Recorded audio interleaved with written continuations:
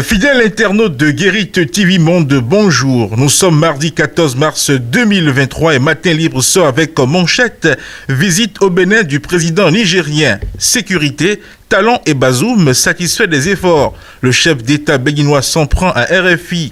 Des taxes sans signification et peut-être pas légales, se plaint le Niger. Lundi 13 mars 2023, le chef d'État du Niger a effectué sa première visite de travail au Bénin depuis son élection en 2021. Avec son homologue béninois, Mohamed Bazoum, a discuté des questions de coopération bilatérale en matière d'économie et de sécurité. Après le tête-à-tête Talon-Bazoum, les présidents se sont prêtés à l'exercice d'un point de presse.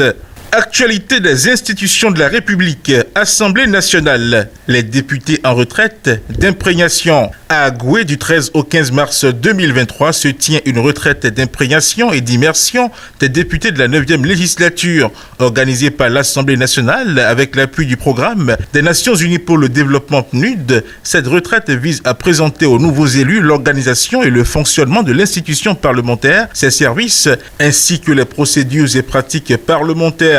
La cérémonie d'ouverture officielle de la dite retraite a été présidée ce lundi par le président Louis Gbagbo Vlavodou. Autre titre à la une de Matin Libre, traite des personnes au Bénin, Expertise France, outils les magistrats. Une vingtaine de magistrats béninois sont conviés du 13 au 17 mars 2023 à un atelier de formation des formateurs des magistrats sur la traite des personnes au Bénin, initié par Expertise France dans le cadre du projet d'appui à la lutte contre la traite des personnes dans les pays du Golfe de Guinée. La présente formation se déroule à la Cour d'appel de Cotonou, précisément au Centre de documentation et d'information juridique.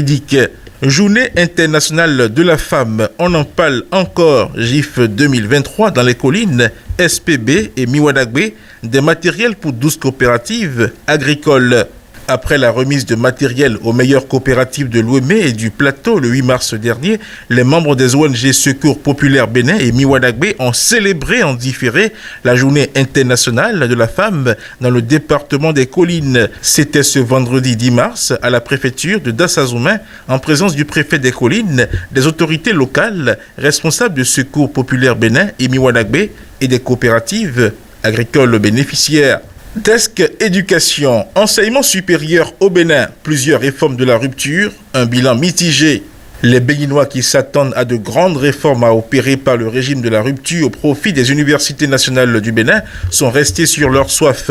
Les mesures annoncées par le gouvernement dès son accession au pouvoir en 2016 pour la rénovation de l'enseignement supérieur au Bénin peinent à prendre corps. En lieu et place des actions salutaires au profit de ces hauts lieux du savoir, c'est plutôt à une constante dégradation du système que l'on semble assister. Pour finir, à présent, loi sur la santé sexuelle reproductive encadrant l'avortement sécurisé au Bénin. COJAS et IPAS Afrique francophone pour la prise d'un décret d'application. La coalition des jeunes pour l'avortement sécurisé et IPAS Afrique francophone ont organisé ce 10 mars à Cotonou une causerie débat avec une diversité d'acteurs impliqués dans la santé sexuelle et reproductive des femmes au Bénin. Une initiative qui vise à relever les inquiétudes des différents acteurs du domaine afin d'acter la prise du décret d'application qui clarifie la compétence de chacun ainsi que les modalités de son exercice. Fidèles internautes de Guérite TV Monde et lecteurs de Matin Libre, le contenu de votre quotidien en sa parution du mardi 14 mars 2023 vous est ainsi livré. À demain.